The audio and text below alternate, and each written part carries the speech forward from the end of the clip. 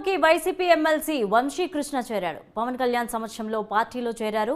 విశాఖ తూర్పు MLA seat ఆశించిన Vamsikrishna ticket దక్కదనే సంకేతాలతో పాటు వంశీకి వైసీపీలో వర్గపోరు ఉంది. అయితే వైసీపీ నేతలు బుజ్జగించినా వెనక్కి తగ్గలేదు వంశీకృష్ణ.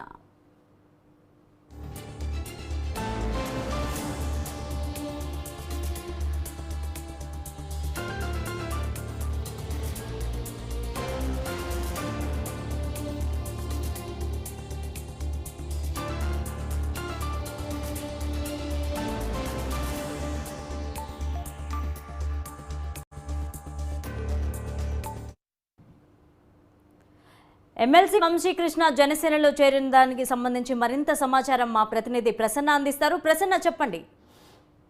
లావణ్య, వంశీకృష్ణ యాక్చువల్ గా వైసీపీ ఎమ్మెల్సీ వైజాగ్ నుంచి వంశీకృష్ణ యాదవ్.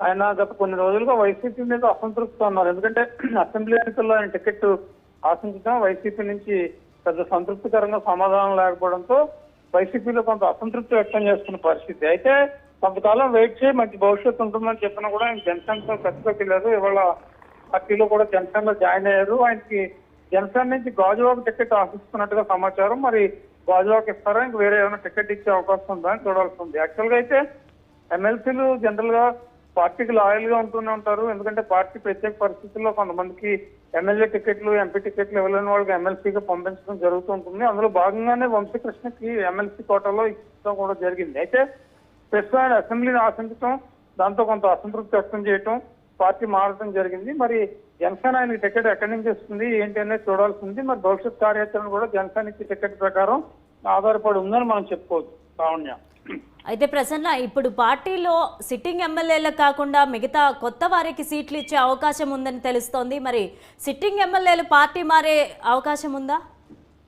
అంటే కొంతమంది సర్వేల ప్రకారం కొన్ని చోట్ల సిట్టింగ్లకి జగన్పేట కావచ్చు, పచ్చిపాడు కావచ్చు, లేకపోతే గుంటూరు వెస్ట్ కానీ రకరకాల సర్వేల ఆధారంగా జగన్మోహన్ రెడ్డి నిర్ణయం తీసుకోవడం జరుగుతోంది. కొంతమంది పార్టీ మారే ఆలోచనలో ఉన్నారు. కొంతమంది వైసీపీకి లాయల్ గా ఉండేవాళ్ళు వైసీపీతోనే జగన్తోనే కలిసి ప్రయాణం చేస్తామని చెప్పేవాళ్ళు ఉన్నారు. కాబట్టి ఓవరాల్ గా ఈ లిస్టు తయారైన తర్వాత ఇప్పటికే కొన్ని లిస్టు ప్రకటించడం జరిగింది. ఒక 11 మంది. మరి సిట్టింగ్లు ఎవరెవరి స్థానాలు మారుతాయి ఏంటి అనే క్లారిటీ వచ్చాక వాళ్ళు ఒక స్టాండ్ తీసుకునే అవకాశాలు అయితే మనకి కనిపిస్తున్నాయి. Lavanya, right, thank you Prasanna.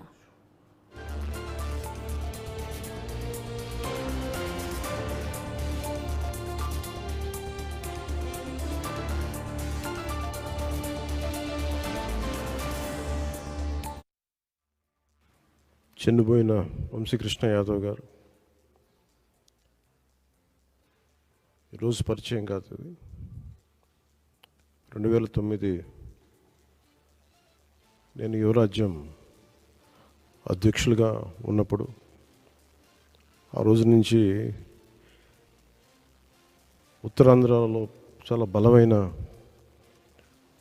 Young leader, dynamic leader. ఆ రోజు నాకు ఆయన ప్రత్యక్షంగా ఆయన చూశాను ఆ రోజున.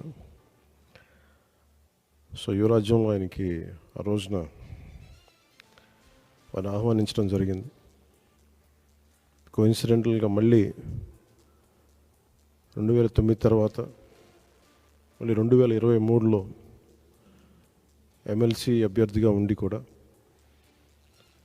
మనస్ఫూర్తిగా ఈ రోజున జనసేన పార్టీలోకి వారు వచ్చినందుకు మనస్ఫూర్తిగా శ్రీ చిన్నబోయిన వంశీకృష్ణ యాదవ్ గారిని మనస్ఫూర్తిగా ఆహ్వానిస్తున్నాను. వారితో పాటు పార్టీలోకి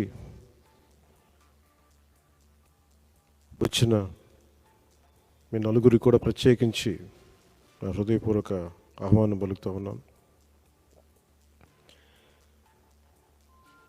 మీ రాక, వంశీకృష్ణ గారి రాక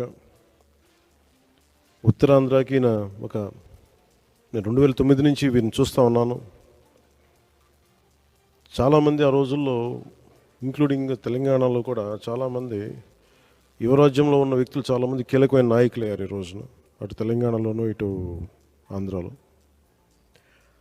సో ఆ కోవకు చెందిన శ్రీ వంశీకృష్ణ యాదవ్ గారు మనస్ఫూర్తిగా మళ్ళీ ఇంకొకసారి రావటం, ఇందాక ఆయన అన్నట్టుగా తిరిగి సొంత ఇంటికి నేను వచ్చినట్టుగా ఉందంటే మనస్ఫూర్తిగా నేను అదే దృష్టితో చూస్తూ ఉన్నాను. ఇది అలాగే ఆయన వచ్చిన విధానం నాకు చాలా నచ్చింది.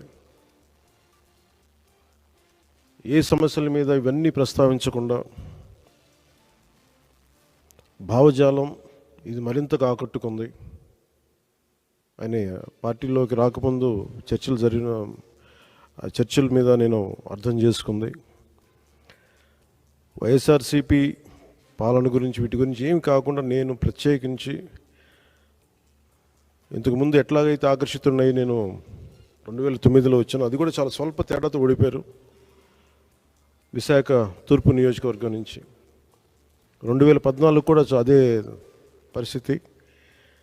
కానీ పోటాపోటీగా మళ్ళీ ఎమ్మెల్సీ ఎన్నికల్లో పోటీ పడి గెలిచి ఆ విజయం మరి ఇలాంటి బలమైన నాయకుడిని జనసేనకి మనస్ఫూర్తిగా ఇష్టపడి వచ్చినందుకు ఇంకొక మారు మనస్ఫూర్తిగా ధన్యవాదాలు తెలుపుకుంటూ, ఏ నమ్మకంతో అయితే జనసేనలోకి వచ్చారో మీకు మనస్ఫూర్తిగా నేను వ్యక్తిగతంగా పార్టీ పరంగా భరోసా ఇస్తున్నాను. మీకు అండగా ఉంటాం.